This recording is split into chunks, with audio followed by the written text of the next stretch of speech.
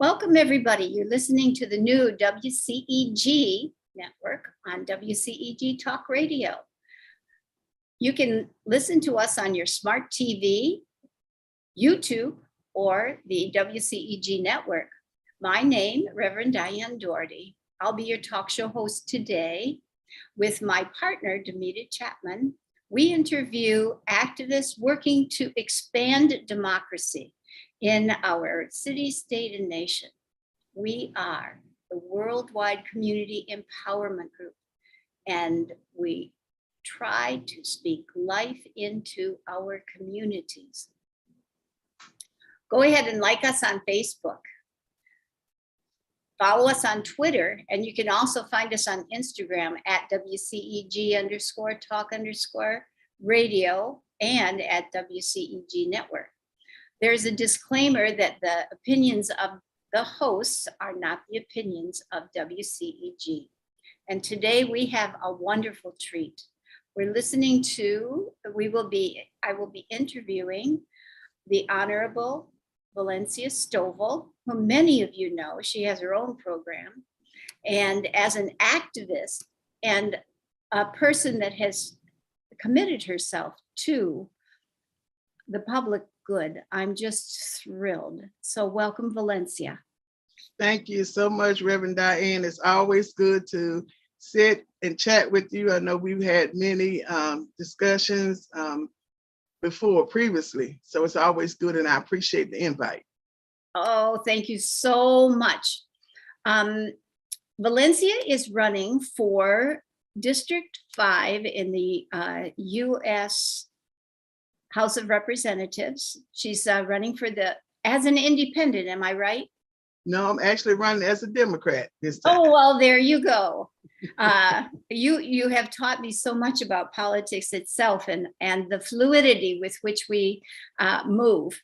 So Valencia is running for the seat Nakima Williams holds. Can you tell us a little bit about why you're doing this? Yes, so, I spent 8 years as a legislator, native of Atlanta, mother of two.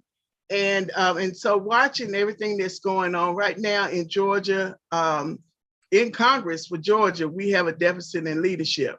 And we need someone who is bold, accessible, committed, and can get the job done. In my 8 years, I have 8/30/30, which is 8 years as a legislator, and where I passed, sponsored and co-sponsored over a dozen bills that were actually signed into law, and also 30 years as a small business owner and 30 years as a community advocate.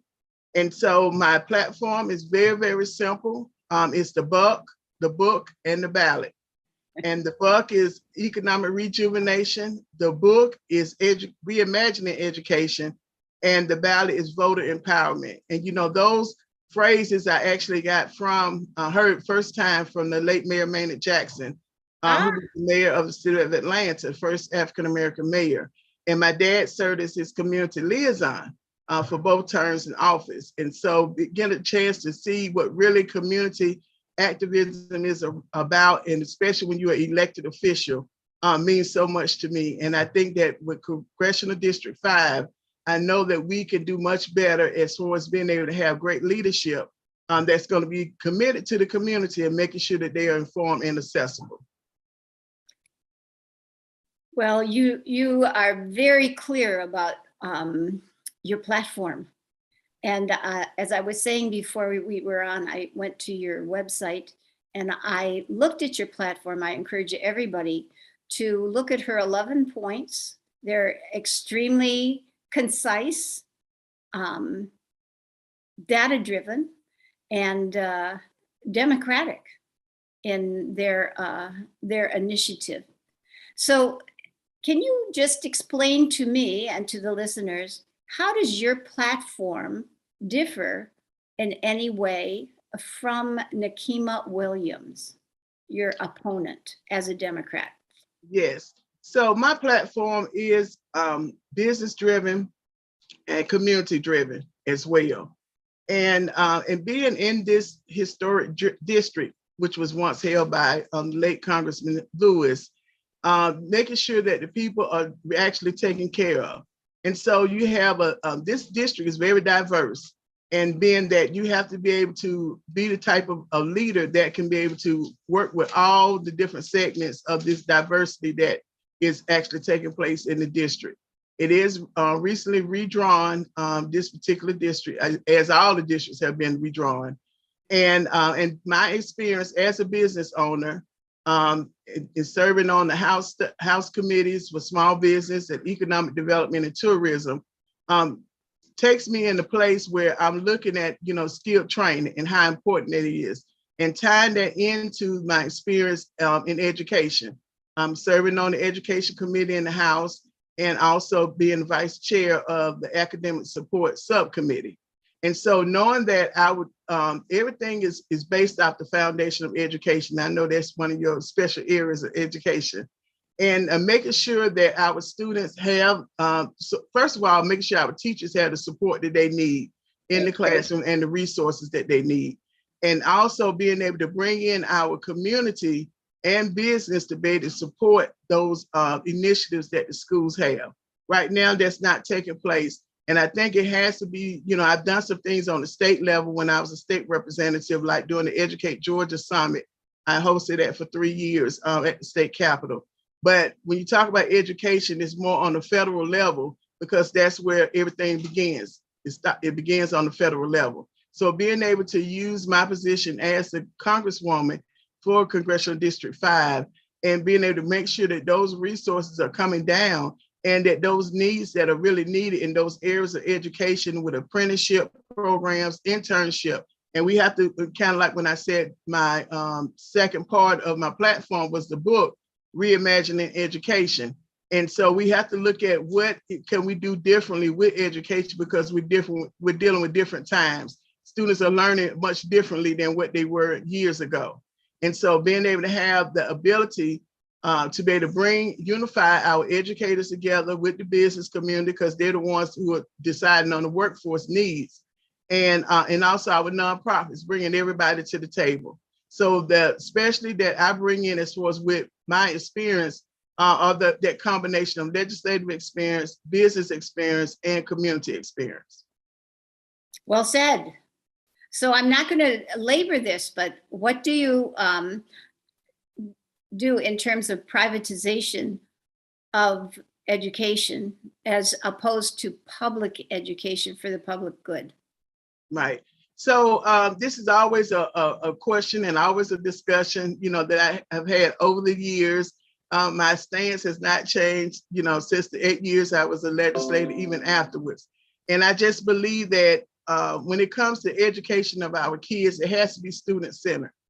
And that means, like I said earlier, of helping our traditional and non-traditional public schools to have more of a student-centered focus.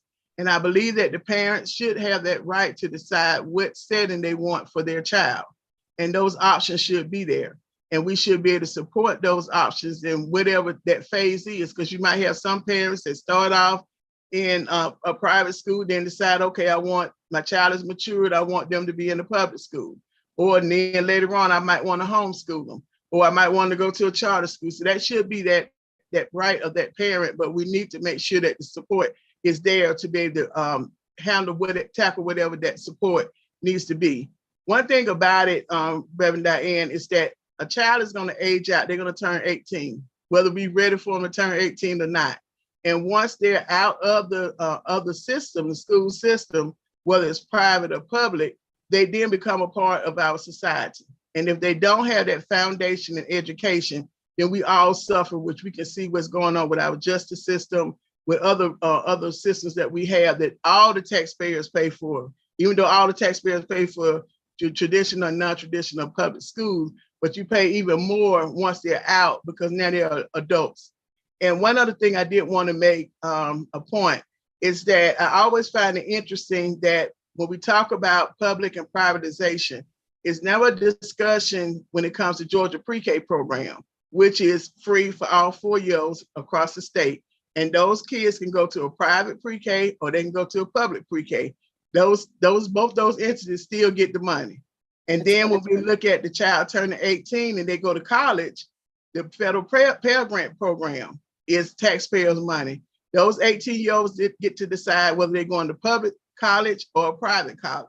It's no argument. We don't have a debate. It's just when we get to K through 12, that's when we start having the differences of opinions on how that should be executed.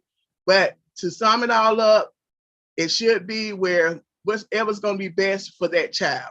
And I think that that's where, when I talk about reimagining education, is that student-centered education, where it's about the child and not about the convenience of the adults.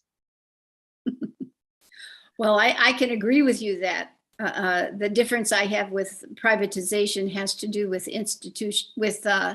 corporate institutions, and that's that's a long conversation. That's a panel discussion. But I was really excited to see your platform on votings and reparations. I thought that was really interesting. You said on your platform that you support universal voting education for youth and adults, including the roles of elected officials. What do you mean by that? Well, definitely, when it comes to voter education, yes, there are some issues when it comes to voter registration. But I think the real issue that I have seen over the years, which has not changed, unfortunately, is the apathy when it comes down to people understanding why it's important for them to vote. That's right. And when it comes down to them understanding that there's accountability, and once I think the voters understand, elected officials have to be held accountable, but they have to know what that accountability is. And that comes from us educating our students with civics education. Yes, we have social studies in the schools, but they never delve into the actual talking about voting and why our democracy is set up the way it is and why voting is important. So it's a two-phase prong for me. The way I look at it when I talk about with elected officials is educating our young people as young as we can about the whole voting process through that K through 12 segment. And then now you're looking at future voters that are going to be educated when it's time for them to actually go and vote. At the same time, taking the time to educate our adults who are in that 18 and older segment or age group that is able to vote, and helping them to understand what it is that your state representative is supposed to do. What is your senator, your county commissioner, your U.S. congressman? They're going to Washington, D.C., but what is it that they actually supposed to be doing? And I think that once they understand that, then they can hold them accountable for what they're not doing, or even reward them by saying what they are doing. That's right. And so that's when the part that I had now about the elected officials is the accountability and including those young people in. Because even if we start educating them now on civics education, guess what? They're going to have an influence on their parents who are actually going to vote right now. That's right. And another issue is, I have always said that I think any elected official needs to take some kind of a qualifying test, because I'm not sure that those we elect understand governance itself. I don't think that's such a bad idea, but that's not about you. We forgot a very important piece. I'm just recalling it.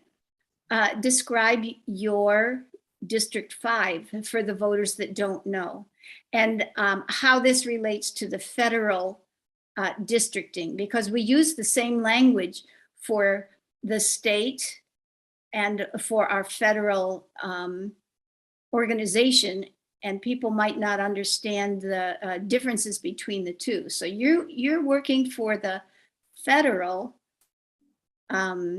Congress, and that is District 5, John Lewis's old district. What is included? It used to be downtown Atlanta. Yes. So with the redistricting, like you said, so on the federal level, this is probably the easiest way that people can remember. On the federal level, we have 14 congressional districts, and they are numbered from 1 to 14. Out of the 14, the one that I'm a candidate in is number 5.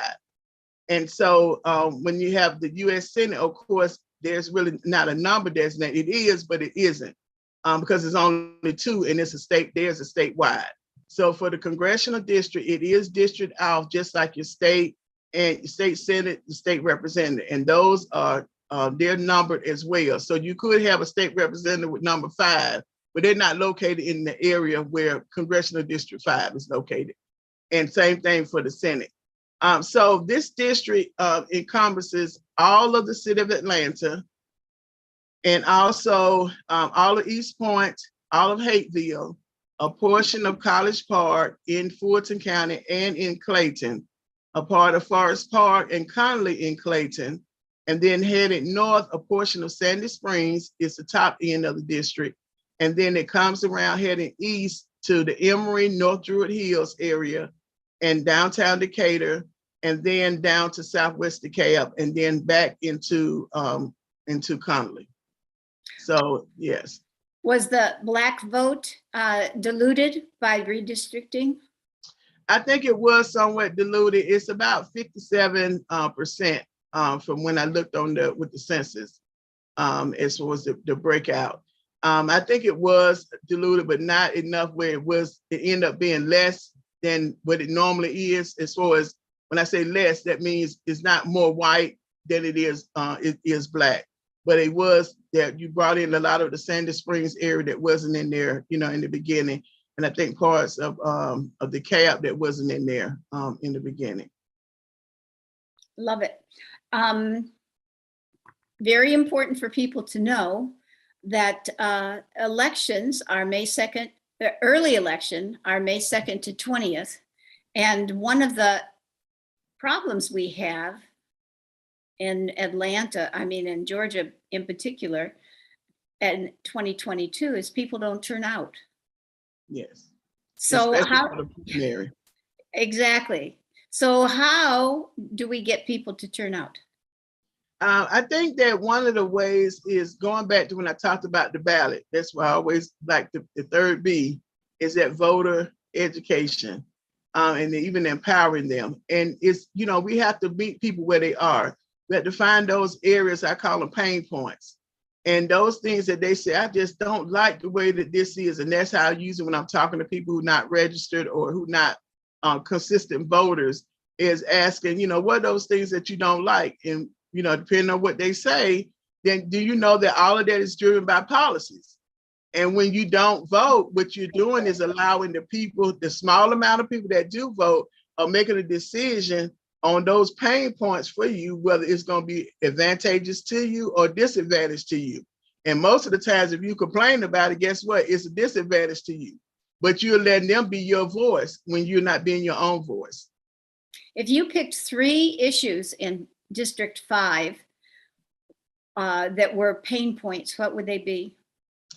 Lack of not enough skill training for our young people and adults. The other would be healthcare not being as affordable and quality and non-discriminatory is the second one.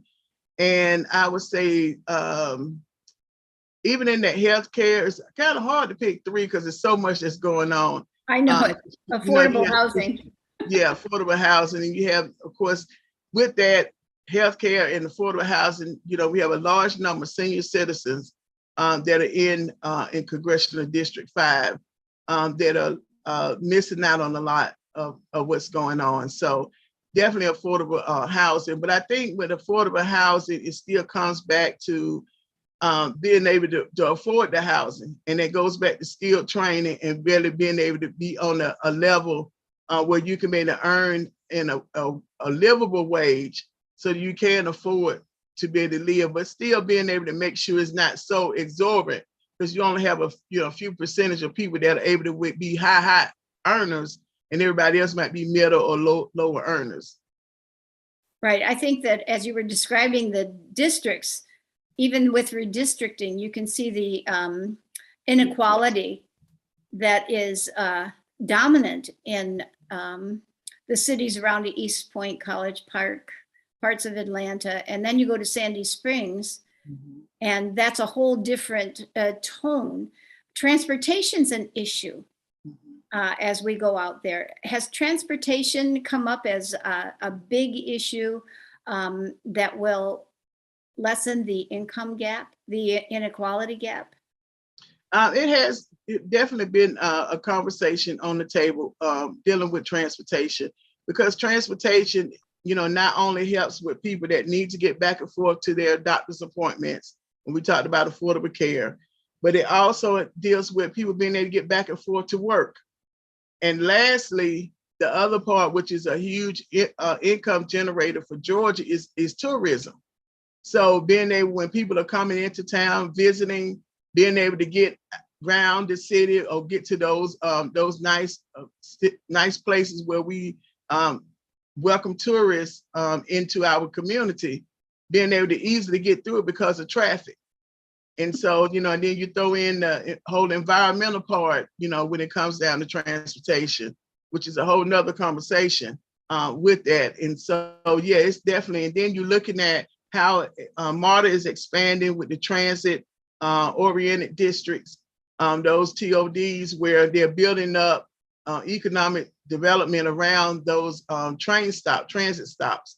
But of course, those transit stops are not everywhere. We don't have them in Clayton and some other areas. They don't have those the rail lines, and they're doing some other options with that. So the equity part in transportation, I think, is very important as well. Very well said. One of my problems around here is affordable housing. If I had moved into this area, I could never have afforded to live here. I do own my own condo, but if I sold it, I couldn't find another place to live. Mm-hmm. So my concern is from a federal level, and that's why I'm glad that you're advocating for this position, is attention to some kind of regulations from a federal perspective that will help universally. It will help Americans universally to become homeowners. Mm-hmm. There's a deficit of housing, and around me, it's all been bought up by large companies, and they're the ones that are pushing the high rates. Yes. From a federal level, what do you see could be done? Yes, I think when it comes to that, some other incentives with that, and at some points, it's a very thin line, because when you talk about moratoriums, then you have to walk that line real thin. But at the same time, when you talked about home ownership, I think having more programs that allow or make it a little bit easier for home ownership, that's also going to be affordable. That goes back to what I talked about, skilled training and being able to have those higher paying jobs and wages. And then working with the local government when it comes down to certain areas that are being developed, because some of them can be overdeveloped. Like my dad lives in Chosewood Park, and all of the units that have been coming up on Boulevard and then Milton Avenue leading into Capitol Avenue. It's just a lot. And then the whole Inglewood and in the area right above Inglewood, the old Grant Park Apartments, it's just a lot. And so I think being able to work with our local city and county on what those future growth plans are, and making sure that they are being conscious of the people that are already staying there and others that we want to move in. Right. And then when you talk about affordable housing, defining it more than just saying affordable housing, because sometimes it's affordable for who or whom are you talking to? And my friend has a Section 8, and they redid the formula. So her Section 8 will pay for 50% of the rent. However, they raised it, and it's $1,700 a month. So she said, I don't make that much. That's almost what I bring in. She said, I can't afford it. I don't know what I'm going to do or where I'm going to go. Yes. And then also putting a cap on, working with our local elected officials, putting a cap on the taxes for senior citizens as well. Right. That's right. Because they could end up getting priced out of their homes by not having taxes, and then tax liens are placed on them and they can't pay them, and then you see the houses being sold. And so that needs to be not just in one area, that needs to be spread out, because right now they have a tax program but it doesn't encompass a lot of the areas in, especially in Southeast Atlanta. And they with that. lose their wealth. That's the big Yes. thing that really bothers me, is they have been in this city for a long time. They are longtime residents. They can't pay their taxes. They own their home. Right. Why should they lose their homes? Yes. Why should they lose their homes? This is something I can figure out the formula, but they won't listen to me. But So that's why that's why you need to get in, and all of these people that have the same idea of helping homeowners stay in their home. Yeah. And then I think other programs, I know we're running down on time, but the other program you think about affordable housing is a co-op program. It's another one that I don't see as much. I remember when I first left home, I was actually in a co-op residence where I was able to, I had so much I put down, but it came out of my monthly rent, and that was my down payment. And then once I sold my unit, I had a down payment amount to put towards a house. And then I also had good credit to be able to use, to be able to put towards that. And so that transitioned me into home ownership in that phase. And so I think there are different phases that we have people in, and the one size fits all is not going to be the answer when it comes to affordable housing. I'm so excited that you're doing this. Your platform is just delicious. I said that to someone else. And I hope everybody who is listening goes to Valencia Stovall for Congress and reads her platform. Wonderful public servant, has been for many, many years and continues to be. My last little piece for you has to do with immigration. And I know it's a very sticky wicket, but I really liked what you have written about modernizing the immigration process. And it just makes sense. It makes common sense. Talk a little bit about that. Yeah, so we have individuals who have been here for a very long time. They've been working, putting money into the system. And when you look at modernizing it, is making the process a lot easier, simpler for citizenship. And those who are not, of course, abiding by the rules or doing what they're supposed to do, and then they don't qualify for it.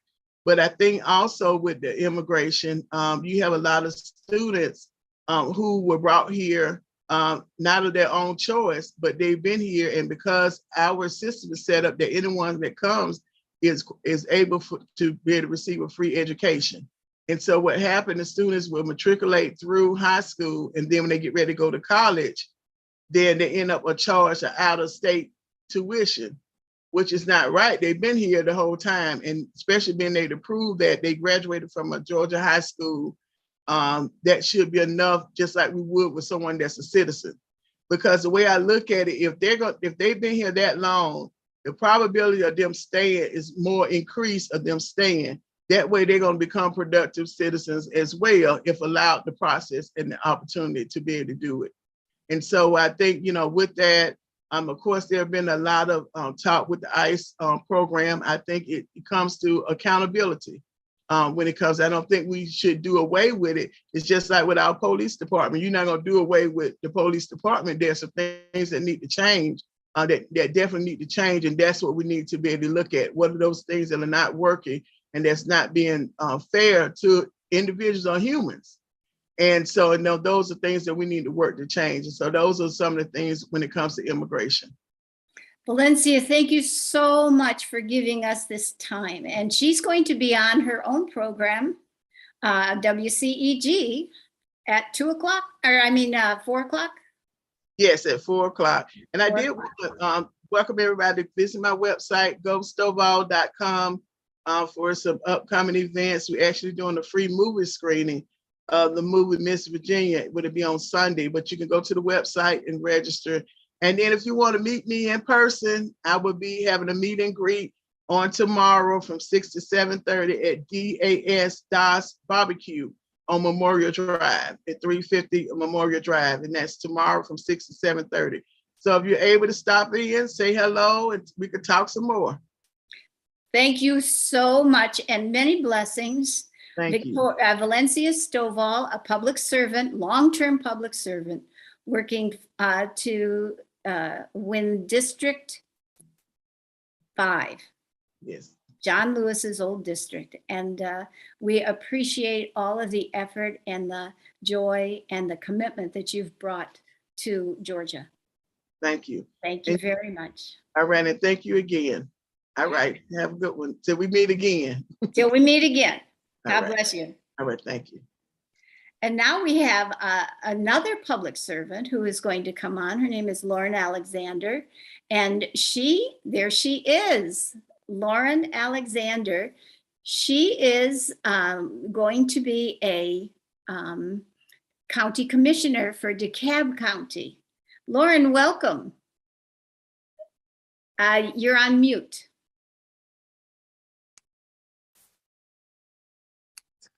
Sorry about that. That's okay. I do that all the time. But I think I'm glad to see your face. Lauren was, Lauren's name was given to me by Philip Cuffey, who we interviewed a few months back, who was with the Black Alliance for Human Rights in Decatur, and she comes highly recommended.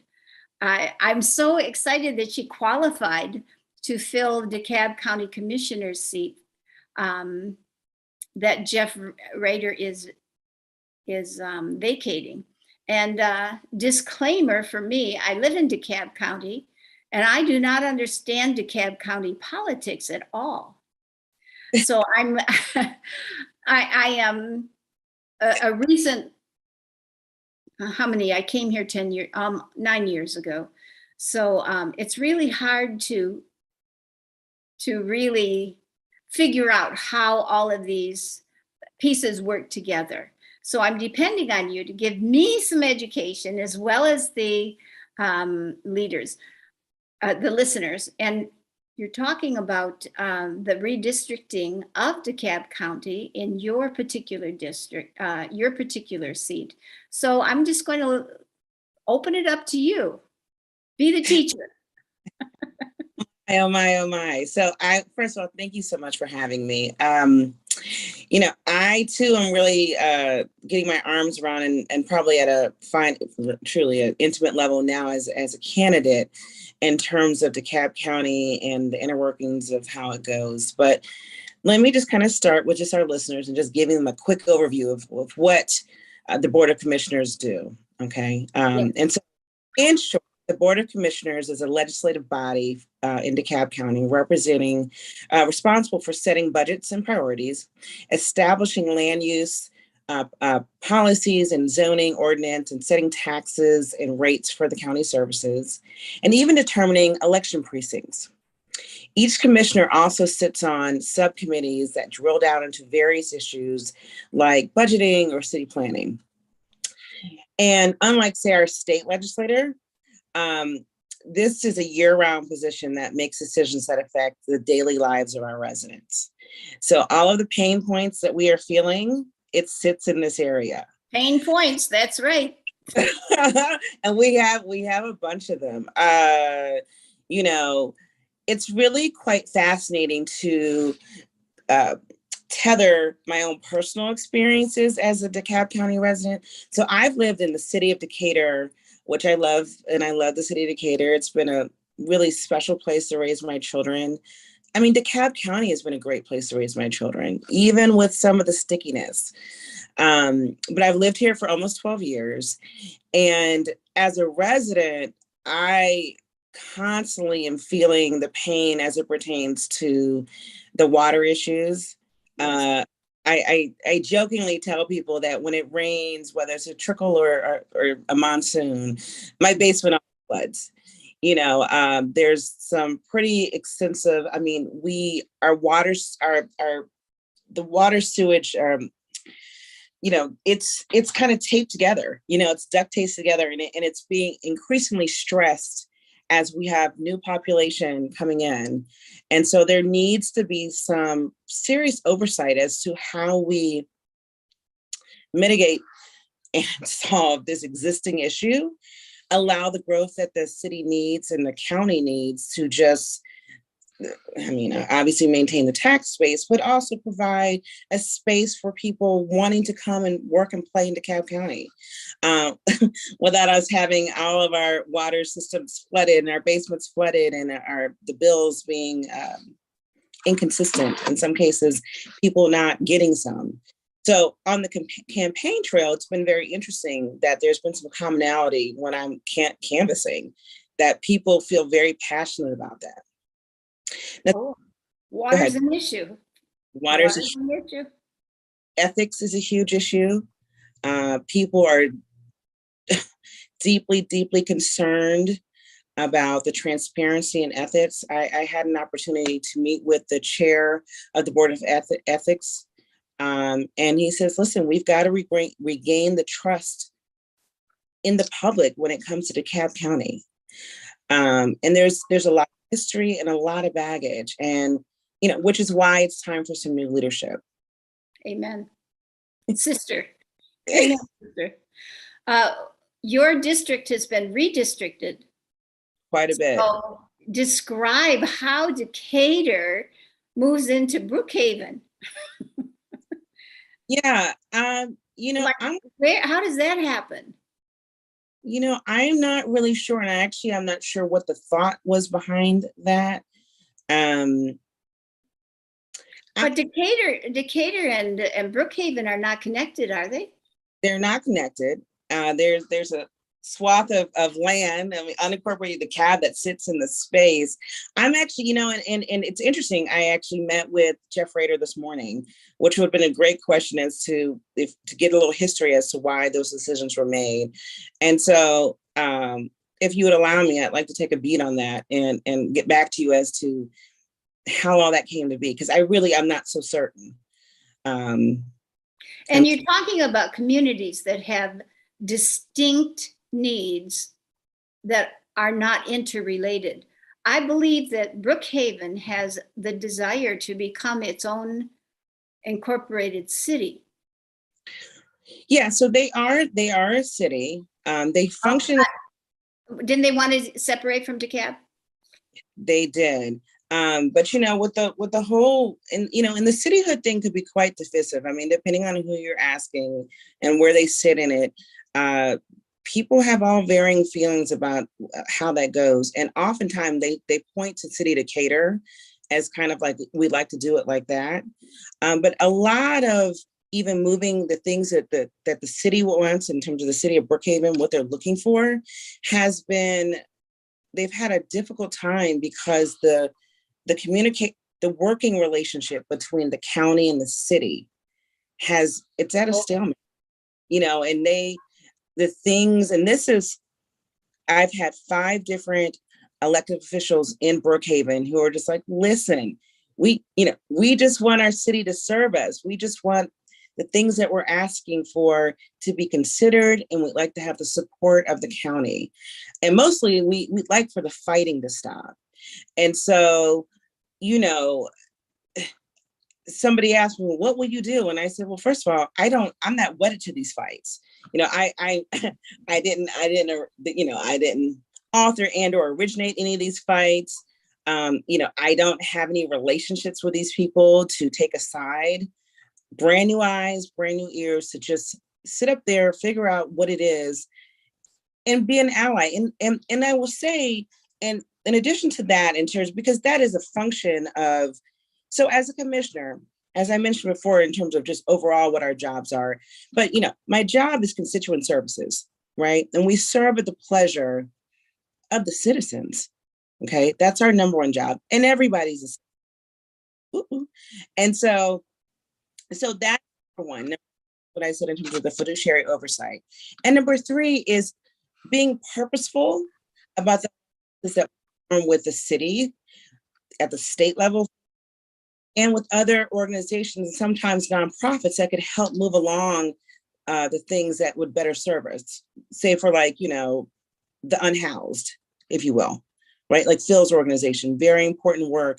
It's necessary for us to be meaningful about that and bringing all the players to the table. Because, at my level now as a person, I may not understand, but Phil lives in that space. It's critical for us to use people like Phil and his group to understand what the true needs are. And Absolutely. Absolutely. And one of the big issues is volunteers like Phil. We're talking about Phil Coffey, yes, and their organization, which is the Black Alliance for African American Human Rights. mm-hmm. They're real activists. Yes, they are. Yes, they are. But they're activists on the margins.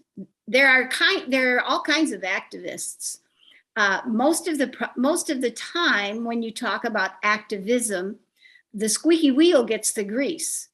And Yes. those who have no voice generally don't have a squeaky wheel to advocate for them. So that's what Phil and his group is, and that's what I appreciate. I myself am I'm a beehive poker. I cause trouble because I think that, like you say, everyone deserves to have a voice, but you cannot have commissioners that listen to certain voices and ignore the others. You have to have a 360 vision. Well, and I'm going to say this, I live in Dekalb for a reason, not just for City Decatur, okay? And where I appreciate the work that the county is doing with its rapid housing program, there are still people who are unhoused and they need a safe, warm place during periods of unsafe weather. And, and I understand that politicians like to say that this issue is personal, but it actually is really personal to me. I have unhoused people in my family. When I lived in California, I made a point of I consulted with some homeless shelters just to have a better understanding of what that was. And this is really personal to me. And, I like to ensure that we give the community plenty of notice about availability and location of warming centers and making sure that we're treating this vulnerable population with the greatest care. Yeah, explain the warming centers. The ones that we need more of. Well, we have 5 in DeKalb County. We do, but I had a great conversation with Greg White. I don't know. And he also works with Phil, and he's at the Decatur Rec. And what he was expressing to me is that that in terms of the warming centers, in terms of places where people can go to be housed, we need to be more mindful about what that looks like. So that's not just, a concrete slab. We make it a place where people can actually be comfortable, and make it like somewhere you would want to be. It doesn't have to be a 3-bedroom home, but it certainly should be a place that has a comfortable facility for them to lay, a place for them that they can have snacks and food and feel safe. Yes. And I think, and warm. And I think people need to understand or empathize that all of the unhoused don't necessarily want to live. They may not necessarily want to shift how they're living their lives, right? And as a neighborhood, these are our neighbors, okay? And we need to be mindful of the fact that people live the way they want to, and let's do what we can to support them. It may be that there may need to have more accessibility to services to provide some mental health services for them to take care of their personal needs. And, why I feel that this matters for District 2 is that District 2 needs diversity of thought. I don't know that this to be the case, but of the people running, I think I'm probably, maybe I could say, might be the only person who actually has an up-close personal view of the unhoused. And actually, I had somebody who was an unhoused person sleeping in my front yard. Yeah, that was an interesting experience. But I don't, it certainly was shocking. But when I shared with a couple, one morning I was taking out my trash and noticed him in this I have like a sanctuary, if you will, in the front of my house, just kind of a structure that my daughter used to use during COVID, just to give some space, because it was necessary. And, it had some shears and stuff. Anyway, this man was sleeping there. I was taking my trash out. So I go back in the house, from the window, I get him to leave. I'm having a conversation with some of my neighbors later about it. And I asked him, please don't sleep in my yard. And he said, okay. But I'm having a conversation with some of my neighbors, and, at least half of them, did you call the police? And I said, no, this was not a policing issue. I wasn't necessarily unsafe, and he hadn't done anything to me. That required us to have a triage function, if you will, with our county, so that, one, as a neighbor and as residents, we should be able to have some tools at our disposal to understand how to turn out a temperature, right? So this man needed to have, one, a warming center that he felt safe and comfortable that serviced his needs to go to. He needed to possibly have a mental service person to come out, possibly to help assess the situation, bring down the temperature, and rectify, whatever was going to happen next. And that to me felt like that would be appropriate. And so, I didn't have those. And if they were at my disposal, I didn't know about them. They hadn't been cascaded down. But I'd love to see, as a county, I'd like for us to stand behind what we say in terms of serving everyone, because he's somebody who's in our county and he deserves to be. Right. He deserves to be served. Yeah. We have a growing population of homeless because of income inequality. Yes. And when I was in New Orleans, I was shocked because the way that they took care of that problem is, after they sent people by buses to larger cities, they also gave the homeless one-way tickets by bus to go wherever they wanted, but not back there. And none of this has been really common knowledge, I don't think. I think people like me don't want to have the conversation, because that solution of giving them a one-way ticket sounds good. Get them out of here so that we can't see them. We can't know them. They can't be people. But I do hope that as a county commissioner, you'll be able to enlarge the conversation, because it's really needed, especially with the immigrant population that's on its way. What is the immigrant population in Dekalb County like, or the Hispanic? What is the demographics of that district that you're in? I would think they would mostly be white. Yeah, so you're right on the money with that. So for District 2 in its current configuration, it's 26% Black and brown. And I imagine that spans the diaspora of Black and brown, which is a pretty large, non-Black and brown population.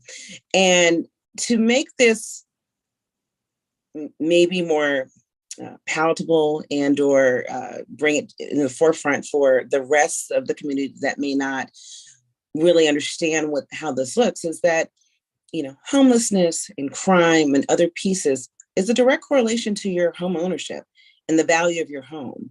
And so you have a vested interest in being a homeowner to make sure that where you can, you're supporting the measures and you're speaking up, and if need be, providing some input as to how we make this community work for everybody, including the unhoused.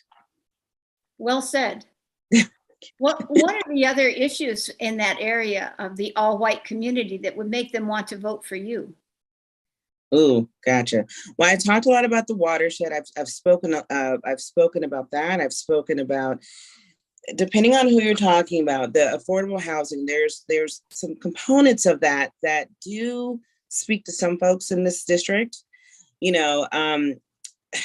I represent a district that includes Decatur and Brookhaven and the unincorporated areas in between, including North Decatur. And these are really, really expensive areas to live in. And, there needs to be some consideration for the people who work in DeKalb County. Okay, so the officers, the teachers, the nurses. So the people who reside in this county, they would like their services and they love the people who provide their services. But the people who work here they should at least have an option to live where they work instead of having to, I truck know that story so well. I was never able as a teacher to live in the city that I taught in. Right. Well, and one of the things I do like about City of Decatur, and there's, I don't know that the teachers, there's some teachers that actually live in the community or live very close, but it is that community, it's that neighborhood feel of all that actually we're a part of the fabric, and they should in fact live here. And so there needs to be true affordability. I feel the word affordable housing has a stigma tied to it that people feel like that is going to lower their value of home. Yeah, well, how about you get ready to get hurt or something happens and there's no police officers? I mean, as it is, DeKalb County, the police force has diminished. It's whittled down quite a bit over the last 10 years. And we need top quality people in our city serving us, being a part of our community. How do we incentivize them to stay? We incentivize them to stay by having a truly affordable housing. I mean, as it stands right now, according to, in a recent report, the Federal Reserve Bank deemed DeKalb County the least affordable county in Metro Atlanta. Yikes. I mean, that's crazy.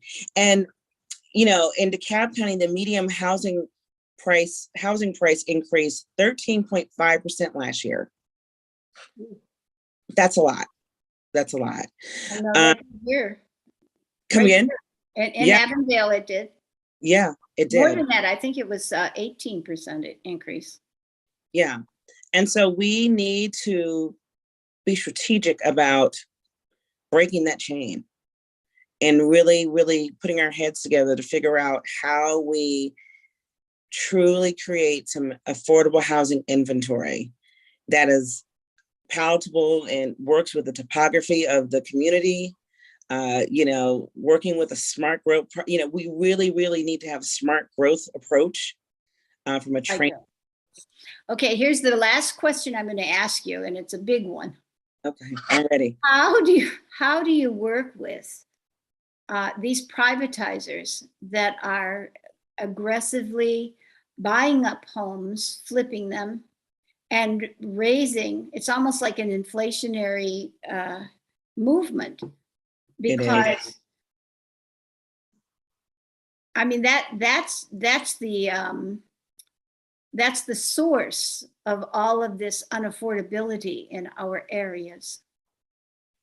So I think there's some good models around in the metro area and around the country that we could point to use, that they've figured out kind of a best practices because that's not going to stop, right? But instead of incentivizing them, hoping that they do well, putting some things in place that require them to do well. And whatever that looks like in terms of a model that serves DeKalb County best, that would be the one that I think we need to go with. Because mostly so far, it's been an incentive mechanism in place. And, that's, that actually in itself is not enough. We hope that you would consider having, a portion of your housing be somewhat affordable. We hope. Could you possibly?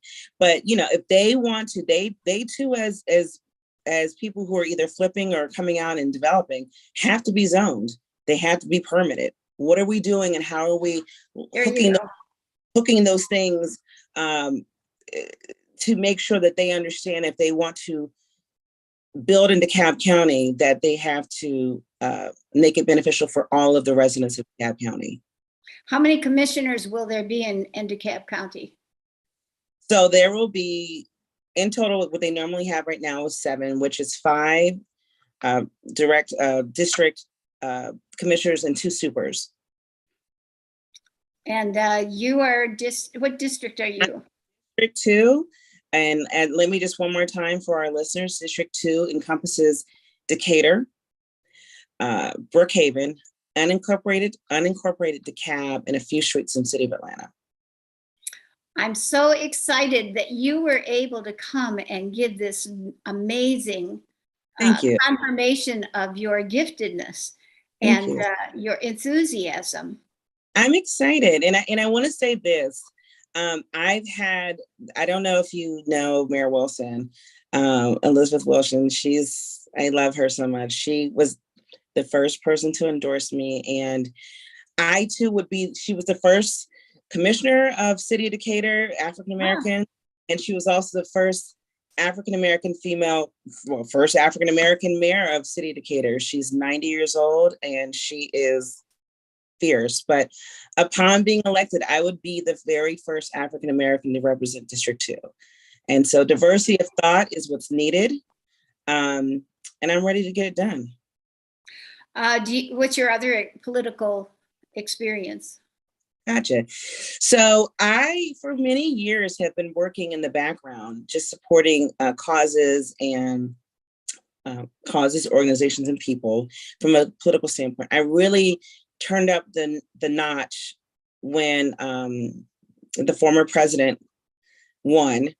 That was a call to action because for most of my adult life, I've been in the space of philanthropy and giving primarily in the area of children, because that's really where, if we cannot protect our youngest citizens, who are we as a system? And so my thought is that if I was not meaningfully shifting my few dollars to some people in particular on the local level, the things that are important to me may not even be here. And so I think, like a lot of women, I've been quietly working in the background and was encouraged to run. They're like, listen, you've done some good work. Let's push you out of the shadows and go out there. And I think that you'd be able to serve. So I'm so honored that people thought of me. I'm honored that people are supporting me. I'm excited about this. Oh, I'm a supporter. Thank you. Thank you so much. Thank you. Anyone that steps up to do public service I just would like to bow to you. Thank and you. say thank you, because in a democracy, this is how we expand it, by getting voices of those who have an understanding love, both of your community and the district. And also, like you said, you had feet on the ground, so that you know the needs of the area and people know you. Yeah. You did the people first before you did the. I did. So thank you so much. And I'm going to let you have the last word. You can say whatever you want the listeners to hear, including, don't forget, donate at your website. Listen, I was at an event and my campaign manager gently nudged me, hey, that was great, but you forgot to ask for donations. I actually had thought a little bit about this, and what I wanted to highlight was a little less about me and just about the voters. I really, really, really want everybody to consider being purposeful about getting with the seniors in their lives to help them understand the new changes to the absentee voting process. What I found was, and this was quite accidental, I understood that they had changed it, but it wasn't real to me until I was canvassing. And I would probably say, if not all of them, but most of the seniors I spoke to, in fact, said that they were going to vote absentee. And the second piece was they were not aware of the changes. And one of the changes that is pretty significant is that they're required now to scan their ID. Scan it. Well, I mean, that's a thing. If you don't have a scanner or a way to make a photocopy, suppose you're housebound. So, if we can, as a community, get together, and I know that Fairfield and the DeKalb County Dems are working on this. The information I don't think is cascading down to our seniors. Maybe not cascading down to everybody, but it needs to cascade down, and we just meaningfully get this, help our seniors figure out, get a way to vote so that they can actually vote. They can actually have, they can be there, do their full civic duty. Well, here's something that I found out. I just got sent the DeKalb County Elections Office number 404-298-4020. You don't have to have your ID scanned. Whoever answers the phone verifies your address and sends out the absentee ballot. How does that work? Yeah, I don't know, because it said on the Secretary of State that that was required in terms of the scanned document part. So Well, you should call them and find out for us. I will Because definitely. I did call them and they said it'll be here this week sometime. But when you send it back, you need to scan your ID to send it back. Oh, when I send it back, I see. So yes, you can request it, but when you send it back, you need to be able to scan your ID, and they're not taking bills, they're taking a scanned ID. What's the difference between just copying it on a machine? Well, copying it. But I mean, if I'm housebound, how am I going to copy that? I mean, those are true words. I'm sorry? Those are true words. And what if they don't even have an ID? Suppose I don't have an ID. And so, yes, you can receive it, but how you send it back and be recognized is the part that's really causing people some angst and agita. They don't know yet, but it's going to be a problem if they don't kind of adjudicate that. Very clever, isn't it? It's quite clever. And but we're clever too. And we've got big mouths. We need to get this together before the general. I mean, it's important for the primary, but we really need to work on this before the general election. Well, thank you so much, Lauren. It has been just delightful talking to you. Thank you so much. New County Commissioner, public servant, Thank you for office in District 2. Thank you. And I'm Reverend Diane Dougherty. You're listening to Take a Stand, and this is a wrap. God bless you. God bless you.